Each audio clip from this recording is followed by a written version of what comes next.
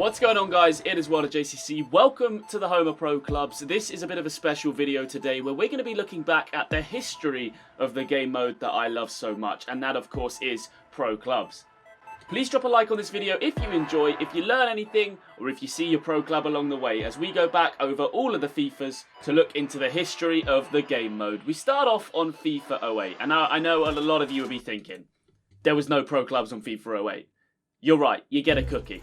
If you go back to FIFA 08, you'll find the first virtual pro. Now, there might have been stuff before this, I'm not too sure, but in terms of FIFA 07, there wasn't. You could always create players and stuff like that, but having an actual pro, this was the first game that had it. And obviously, we're seeing some footage on screen right now.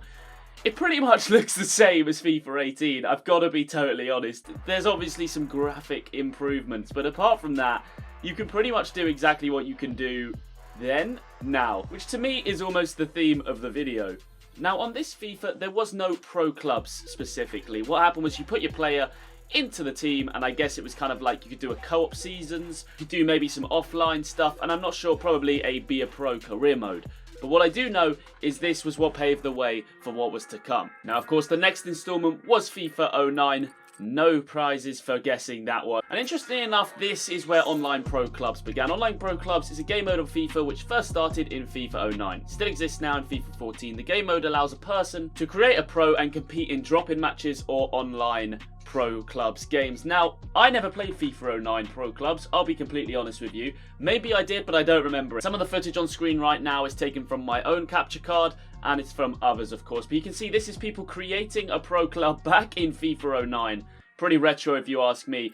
So I guess this is where pro clubs was born. This is where it all began. This is obviously the first big step in what we know today as pro clubs. And again, you had the ability to create a club and you had the ability to play in drop-in games. This, though, was still kind of the very early days of pro clubs. I mean, this was literally just so basic. You can see some pro clubs footage on screen right now, people controlling pros. This used to be a feature as well where people were able to control players from a team. So you can see this is just Milan versus Man United, and there are individual players controlling the star players of those teams. So controlling the Berbatovs of the day, the Ronaldos, the Rooneys. And that really is interesting. I think they should bring that back as a sort of side feature to Ultimate Team. I think that would draw a lot of attention to pro clubs in FIFA 19. Obviously not going to happen now, but maybe in the future. FIFA 10 now, and this was the big one. Hi, it's Martin Tyler again, here to tell you more about some of the virtual pro features to help you through your career. We'll start with Game Face. Thanks to EA Sports Football World, this year you can create a photo game face on the web and download this into your game. Where's that now? Visit www.easportsfootball.com to upload your photo and create a game face today. You can use your virtual pro in all the offline game modes: manager mode, Be a Pro seasons, tournament mode, lounge mode, and even kickoff. I seriously just don't understand. Why can't I do that now? No matter where you play with your pro, be it offline, online, or in the practice arena, you'll be able to unlock accomplishments to improve your player. Accomplishments are on-the-pitch achievements and milestones that reward you with attribute improvements related to your accomplishment. For example, scoring your first goal will improve your finishing. As well as improving your attributes, completing accomplishments will also unlock player traits, extra celebrations, and some new kit for your pro. I really miss the accomplishments. Now, I prefer the growth system as it is now. It should not be solely accomplishments. But if you see in the Pro Clubs video, in the top right-hand corner of this right now, I've spoken about it before, what I would like to see brought into FIFA 19 Pro Clubs and future Pro Clubs. Releases, accomplishments have got to be brought back, in my opinion. You can view your current player abilities by selecting My Skills and Stats from the Virtual Pro menu. You can also take your created player online to take part in EA Sports Pro Club Championship. Here you can get together with friends by creating or joining a club and battling it out to be the #1 club in your regional league, or even climb to the top of the world standings. I'm not imagining it, right?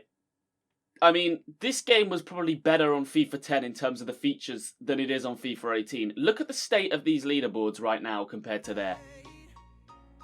You can also play with your player in pro-ranked matches, which is a great way to meet other pros, find teammates and build up your online stats, all of which increase your chances of being scouted by a top club.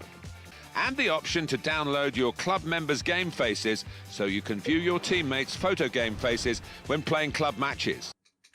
Something that doesn't exist right now. If you're looking to prove yourself as one of the world's top players, there's no better way than to take the pitch in the Pro Club Championship. On behalf of EA Sports and FIFA 10, good luck with your virtual pro football career. So obviously FIFA 10 was a big one for the pro club scene, and it didn't stop there. There was loads of big updates to the game that they brought in, obviously from FIFA 9. This interesting feature I found where you can create and customise your own leagues to play with your friends. Specify rules for who is allowed to join and game rules and customise your league logo and trophy. So many of these features would be so useful in FIFA 19. And here we are on FIFA 10 without them. It's actually crazy to me, guys. They had it so right when they launched this game mode, and that's what hooked us all in. It was brilliant. FIFA 11 time now though, guys, and for me, this was the big one. This is where I started to fall in love with this game mode. I played a crazy amount of pro clubs on this game with Audios, late night pro club sessions. You'll remember it if you've been a subscriber for a long time. We used to upload one video every decade back then. Now obviously someone else's footage here. They're creating the club at this point. There's no custom kits, but there is 30 stadiums, which I think remain for a very long time. Now this is somebody else's footage, guys, and the reason for that is I have, as I said, got all the equipment to go back onto my PS3 and record it. However, they have turned all the servers off. I know, guys. Let's have can we get a moment of silence, please? Can we get a serious moment of silence? All of the EA servers on FIFA have been turned off on the PlayStation 3 and the Xbox 360, the old console, so I couldn't get and actually access my Pro online, which was a little bit disappointing because I would still be in a lot of those clubs, you know, that I had the good records in, and I could have gone back and looked at it. But obviously Xbox 360, the hero that we never knew we needed, has provided us with some great footage of the game. And I actually believe that this FIFA was the birthplace of the VFL. They came around in March 2012, around that sort of time. The VFL is, of course, one of the biggest competitive pro clubs leagues, and they have been around since 2012. And have a look at this, by the way. There was obviously glitches in FIFA 11. You can see the unit, Cutsy himself, playing pro clubs all the way back then under a different name. Yes, it's Fraser number 5! I've wanted to do that for 20 minutes. No, but for real, the VFL, obviously 2012, they came into action in March, so the FVPA had actually come in around 2010, so they got on it very early, but I don't have too many connections with that league myself. Now, FIFA 12 time, Xbox 360, we're still back on the old console, so the servers are still off, but as you can see, this was one of my favourite lobbies and menus. I remember spending so much time on this game when that little animation would go through and they'd kick the ball or they'd come back and head it. And we're looking at someone else's footage again here, but you can see it's pretty much the same as FIFA 11 before it. They haven't really added much to this game, but I mean, they have added some improvements. At this point, Friends Records had a dedicated screen that you could go and look at. Menu changes were easier for editing your pro. Small players had been made a little bit less quick because if you remember back on FIFA 11, small players were just the hardest thing to mark in the world. They just had 100 sprint speed. It was ridiculous. And they had improved the accomplishment system, adding to the already existing one, but just making some more long-term ones that were harder to unlock, which was brilliant. We all love to see that. And really in this FIFA, some big YouTubers started to take notice of the game mode. FIFA 12, this is your boy KSLG, they BT. I'm just going to tell it straight away. Clubs and pro ranked matches or anything virtual pro, it's broken. In this game, it's broken. Still is.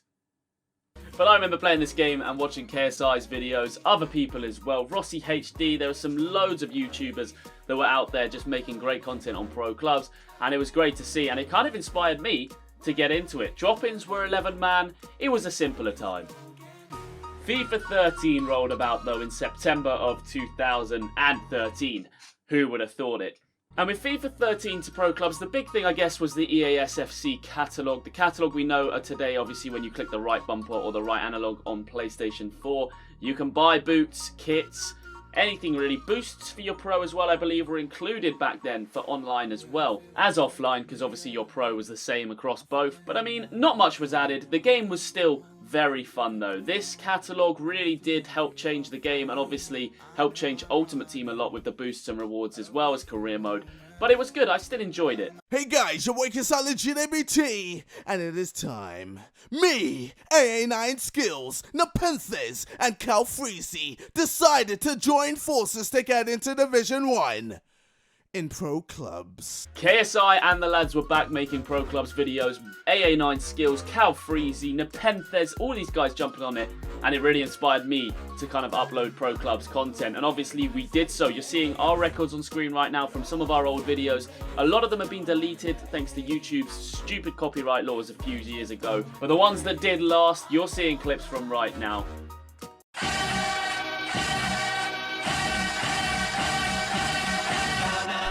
What is up, guys? Yeah, we're not doing that. We are not listening to 2013 JCC. We're going to stick in the present, but just reminisce, looking back at the 11-2 record there. And obviously this is someone else's club because I didn't have this footage. You can see the trophy cabinet, lovely, looking beautiful, and this great feature that needs to return. This pre-game lobby where you can see the kits and you don't get a kit clash, especially with the custom kits now on FIFA 18, FIFA 17. You clash with everyone. You always clash. If you play a Divisions game, it's like a 1 out of 5 chance if they're wearing a custom kit, it's going to clash. It's not good enough. FIFA 14 time, and this was a big transitioning period for pro clubs and all FIFA game modes. They completely reinvented the menu system to that sort of blocky one that we know and love today.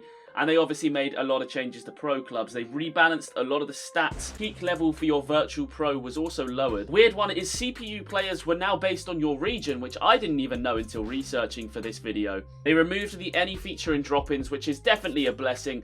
And pro clubs leagues like the FGL were founded on FIFA 14.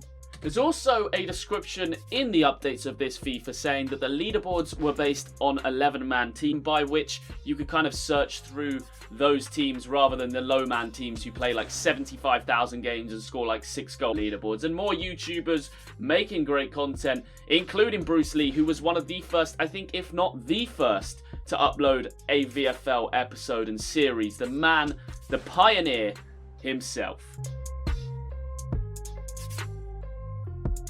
FIFA 15 time. It's time to basically change nothing. You could now scout in the leaderboards, penalty and free kick animations were added, and you could remain in the match lobby after the game and go into another one. Now Mini Minter, the Sidemen, loads of other big YouTubers piling on this pro club scene, making videos kind of late in the FIFA cycle. You know, Ultimate Team was still all of the hype. But something shocking on this FIFA 15 was of course that they removed pro clubs from the old consoles. So pro clubs was not on the Xbox 360 or the PlayStation 3, which is a bit of a shame. FIFA 15 was kind of the spawning point of more YouTubers like Rixie jumping on with his best goalkeeper builds, and of course, our DEG series. You have to remember our DEG series if you're a subscriber to this channel. Moving forward into FIFA 16, Jordan Henderson making his cover debut, the first of many.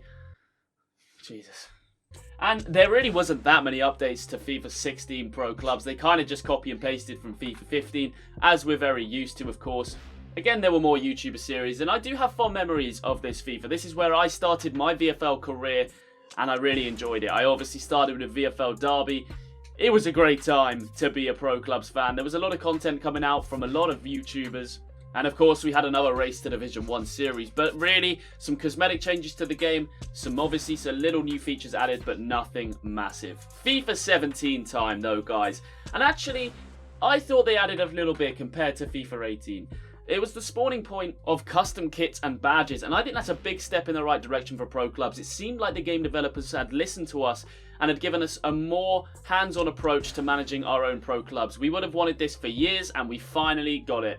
It is a bit basic, guys. Obviously, we're looking at the same system in FIFA 18. Hopefully, it gets changed for FIFA 19, but it was a big step in the right direction. Traits and the growth system were also revitalized, which was nice to see. We had a Pro Club series. The VPG was found on FIFA 17, which was actually a lot later than I expected. Their growth has been very, very good to see. FIFA 18 time though, guys. We're back in the present.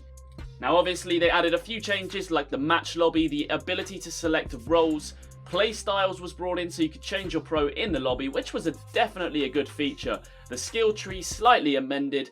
Player trait system slightly amended, and kit customization was slightly improved. But to be honest, on this FIFA, the changes weren't too drastic, and we were kind of hoping for a little bit more. But again, a move in the right direction, and that brings us right now to FIFA 19. Now, obviously, at this point, I've only played the beta, and I was very disappointed. There was not a single change, which obviously does worry me. They need to be making sure at Gamescom this week that they announce some changes to FIFA 19 Pro Clubs in order to keep us all happy as consumers. Hopefully they do that, guys. I'm going to be bringing out videos on all the latest updates and news to do with Gamescom. So make sure you're subscribed to this channel to see all of the latest Pro Clubs updates. Guys, that's a brief history of Pro Clubs. I hope you enjoyed this video. It's been a long time in the making. It's taken me about 3 or 4 days to make this video because of all of the recording on the old consoles, waiting for stuff to come from Amazon, and of course doing all of the proper research to make sure that I had all the facts correct. So if you did enjoy this video, leaving a like on it would mean a huge amount to me. Drop your comments in the comment section down below and tell me what your favourite FIFA was. For me, I'm going to go with FIFA 13. I have to say FIFA 13. When you could just finesse from about 60 yards and you know it's going in striker, it was a great time to be a Pro Clubs player. But I absolutely loved so much about FIFA 13 Pro Clubs. It gave me my start on YouTube, and I will always be grateful for that. Thank you for watching, guys. Nearly 43,000 subscribers. I will see you guys all next time, and have a great day. When I'm with you, it feels like home.